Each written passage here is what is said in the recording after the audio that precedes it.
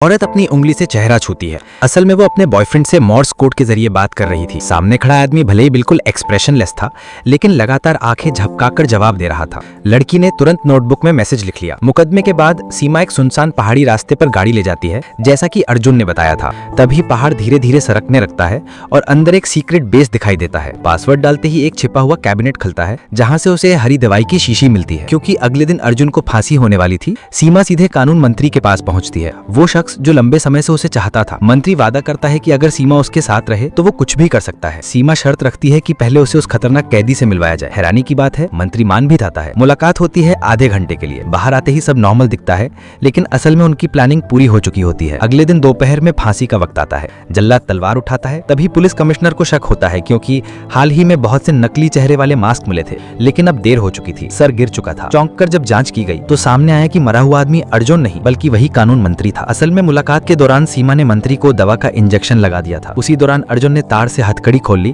मंत्री का मास्क पहन लिया और मंत्री को अपनी जगह छोड़कर जेल से आराम से निकल गया। पुलिस कमिश्नर को चाल समझ आ गई थी, लेकिन खुला बवाल मचाने के बजाय उसने सबको बताया कि अर्जुन मर चुका है, ताकि उसे चुपके से पकड़ा जा सके। उधर अर्जुन अब मंत्री के रूप में उसके ऑफिस पहुंच चुका था। हाईटेक मशीन से तिजोरी खोली और असली सच सामने आया। मंत्री इलाके का सबसे बड़ा बैंक मालिक था। उसे जानना था कि बैंक में आखिर क्या छुपा है, इसलिए खुद जाने का फैसला किया। उसी दौरान पुलिस कमिश्नर ने मंत्री के दफ्तर पर कॉल करके समय खींचने की कोशिश की, लेकिन अर्जुन पीछे के दरवाजे से निकलकर सीमा की कार में बैठ चुका था। अब अगला कदम था बैंक डकैती। सीमा एक अमीर औरत बनकर बैंक पहुंचती है और बहाने से कीमती पेंटिंग्स रखने का दावा करती है। असल में बॉक्स में पेंटिंग नहीं, बल्कि लेजर कटर था। भरोसा दिलाने के लिए बैंक मैनेजर ने खुद उसे वॉल्ट की बनावट समझा दी। 3 लेयर की दीवारें, मिट्टी, लोहे की जाली और स्टील प्लेट। बीच की जाली अलार्म से जुड़ी थी। रात होते ही प्लान शुरू हुआ। लेजर कटर चालू हुआ और अर्जुन सीवर से वॉल्ट के पास पहुंचा। उसने अपना स्पेशल 3x ड्रिल निकाला और भारी दीवार तोड़ दी। जाली आते ही उसने एसिड का हैंडल लगाया, जिससे ताले पिघल गए। फिर सीवर से पानी छोड़ दिया। कुछ ही मिनटों में वॉल्ट भर गया और अलार्म बज उठा। गार्ड्स ने सोचा ये तो बाहर से हुआ है और तुरंत सिस्टम बंद करवा दिया। मैनेजर को बुलाया गया,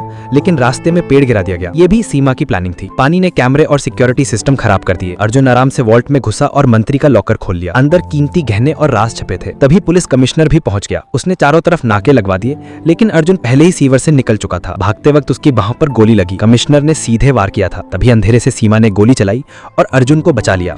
अर्जुन ने मौका पाकर बंदूक उठाई, लेकिन कमिश्नर को मारने के बजाय जमीन पर फेंक दी, क्योंकि वो चाहे चोर था, लेकिन किसी बेकसूर की जान नहीं लेता। इसके बाद वो दोनों वहां से निकल गए।